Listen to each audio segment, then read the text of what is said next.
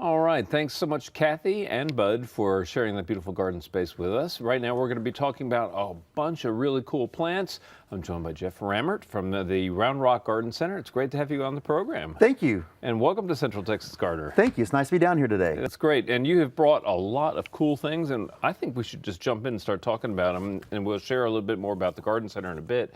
But some new plants, or relatively new plants, and beautiful pottery, I gotta say, that you've brought them in. The first thing we're gonna be talking about, I've seen in the nursery centers just in the past year or so, is called mirror leaf viburnum. Yes, it's a wonderful screening plant. Right. It gets about 15 to 20 feet tall. Nice, good coverage on there. What I love about the plant is it has a gorgeous, bright, glossy look. A lot It's very shiny. It will catch your eye in the landscape for sure. Yes. Yeah. A lot of the viburnum do have most of us people are familiar with the leather leaf, which is Right. a very dull color, and this is such a different look that I just love it. Yeah, big leaves as well for the plant. And this is one that could be sheared to just about any form you really want to keep it to. Absolutely. Viburnum family is also known for spring show of flowers. I'm assuming this does the same thing. It does. Yeah. I would. It's not like the spring bouquet, which is a very profuse bloomer, but it is a small bloomer, so it looks good. Yeah. Well, anyway, for people who want a dense screen between them and neighbors or a highway or anything like that, great plant. A good time to shape these would be in the spring after the bloom, right? Absolutely, absolutely. Right. And that's the shape. I would tell people never take more than a third of that plant off. Right. But it's very easy to shape. It's not one that you have to do anything particular with. It's out of the ordinary, like crepe myrtles or something. Right. Well, this is a spot that almost everybody has in some place in their garden where they need a screen. So this is a new contender, and again, it's called mirror leaf viburnum. viburnum. All right. Now, right behind that, and I got to say the pottery choices here is really cool. The next one, I've always called this daisy bush, but it's called Europs. Europs. Okay. Europs daisy. Yes. And this is a tough plant. I've had this in my garden in the past, and it just goes and goes. It blooms. I know it blooms with us in the store. It blooms really from now until I'll sell it in November. Yeah. And still in full bloom. So if you want a long-lasting bloom that will go through your summer, it does Right. great. It does need to be deadheaded when the blooms die out to promote right. new growth, but it's easy. Just go down to the edge and clip Right. it off. You can do it with clippers or you can do it with your hand. So very easy plant to take care of. Gets about 2 feet tall, is that right? About that, yes. And I would say that this is a great companion plant for a lot of our native salvias, with especially the purple colors against that yellow. Really great combination. Absolutely. I have added it with salvias. We've also added it with some different red lantanas too. Okay. Well, great looking plant, drought tolerant, full sun. Yes. And a good choice for a lot of the folks out there. And that pot, it looks like it's made of pebbles or something. It is. We buy pots from at least 12 different vendors. We really have, in the last 3 to 5 years, have gotten into pottery. We've moved away from selling a lot of trees to more pottery, more native plants. So Right. it is a wonderful pot. All of our pottery is unique. We try not to get what you find at most other garden centers. Well, and as we go around, we'll point that out because there are a lot of really cool ones here. I love Turk's Cap, and you brought a variety called Big Mama. Right now, it's a little mama. It is. It's a diminutive little thing, but it won't stay that way for long. No, it won't. It's going to go. This can be used as a screen, a small screen, about 5 to 6 feet tall.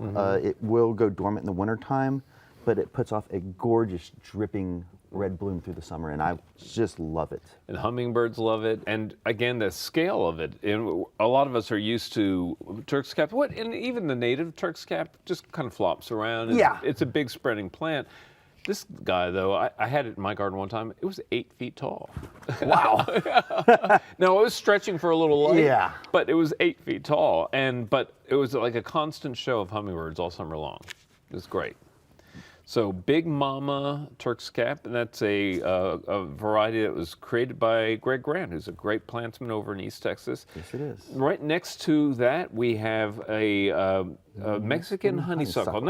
I have never gardened with this plant. Tell me a little bit about it. It is a Texas perennial. Once again, it blooms. It Yeah. will attract all kinds of bees. So it's great if you're doing beekeeping. It's a wonderful little plant for Butterflies. Big plant. Butterflies. Yeah. Thank you. Yeah. Butterflies is what I was looking for. That's okay. That's okay.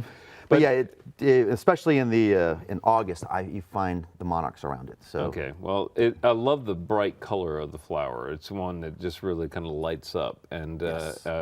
everybody, again, if you have full sun, and something that you should consider. Now, I've loved the next plant we're going to talk about for a really long time. I've always been super attracted to the blooms of pineapple guava. And this is also a plant that attracts a lot of pollinators. it has. I know and I love this so much. I have it in my own house. We have hummingbirds around it. It attracts squirrels. It attracts bees, butterflies. Anything that's going to flutter around it, it will attract. It is a gorgeous bloom as we start. Like a little orchid almost, with a big spray Yes. at the center. Yeah. Yes, yes. It starts that way, and then it actually becomes a fruit. Yeah. And I would say the most unique thing about this plant, it's one of the few fruiting flowers that we have that is deer resistant. The deer do not eat the fruit. Interesting. Figure that one out. But the fruit is actually quite tasty, and it's how Yes. it got the name. It kind of tastes like a slightly less sweet pineapple. Yes. And it's edible and small, and you can just pop them in your mouth as you're gardening. It's a delight.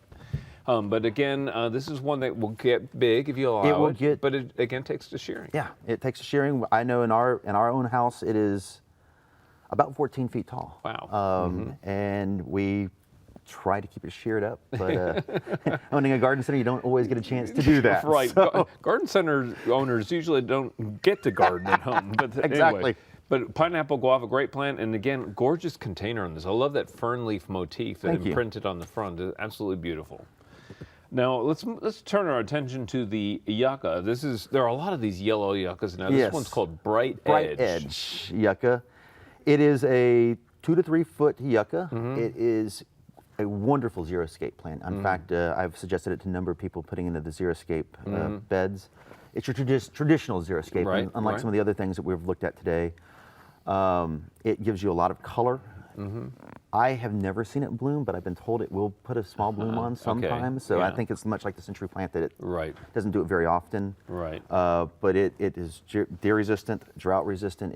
It's going to do all the resistance that we're looking for in our area, and we have a lot of resistance in our area. Right. So Well, they're beautiful, and they brighten up a planting bed because of the yellow color, Yes. and again look stunning in a glazed blue pot. Man, that yellow against the blue really works.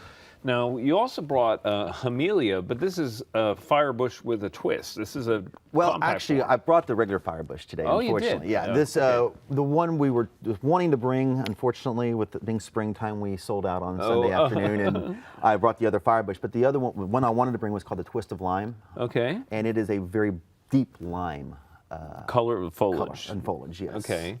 So that lime foliage against the red flower, I'm assuming red still? Still has the red flower, so it's a very, very, very unique plant. And we just started carrying it, I want to say last July or right at the end of spring last year is when we started bringing those in. So it's a fairly new plant to the area even. Well, Hamelias are great because, I mean, they grow vigorously from the roots every year. They're perennial. They'll come back Yes. routinely. But man, talk about hummingbirds. They just zero in love on them. this plant. Yes, they do. Yeah, it's a terrific addition to the garden, and again can almost form a screen because they get so large, but They a can. screen that goes away Yeah. completely during Yes. the winter time. So, but again, a terrific assortment of pottery that you're displaying those in as well, and we have now the mountain pea. And this is, our producer Linda was just telling me how I need to include this into my garden. So tell me more about the mountain pea. It is it's a wonderful shade-loving ground cover, and I like putting it with other colors. I use it in landscapes with reds, red sedum, Okay, yeah. red dragon sedum. Thank you. Okay, all right. And I use it with as we move in, from a shady area into a sunny area. I've like to match it up with that very well. And it has a little bloom on it too, doesn't it? Small bloom, yes. Yeah. But it is nice little shrub. Almost looks clover-like in a sense. It does. But as a ground cover for part shade, you're saying? Part shade, yes. I think also as a native, it probably likes good drainage too. Yes, it handles very good drainage. It's once again a drought resistant. In fact, I think everything we have here is drought resistant. That's so. great. That's great. So now, real briefly, tell folks where they can find Round Rock Garden Center. We are at 901 Sandbass Road in Round Rock, Texas. We're about a quarter of a mile west of I-35. If you're coming down Highway 79, we are right there on Sandbass Road is Highway 79. Right in the heart of Round Old Rock, Town, really, and on the site of nurseries that have been there for a long, long time. So Very long time. Okay. We have found that we are the oldest continuing operating garden center in Central Texas now. Oh, cool. All right. So we're excited about that. Okay, well, we appreciate you coming down and sharing some information with us, and we're going to toss it now to our friend Daphne.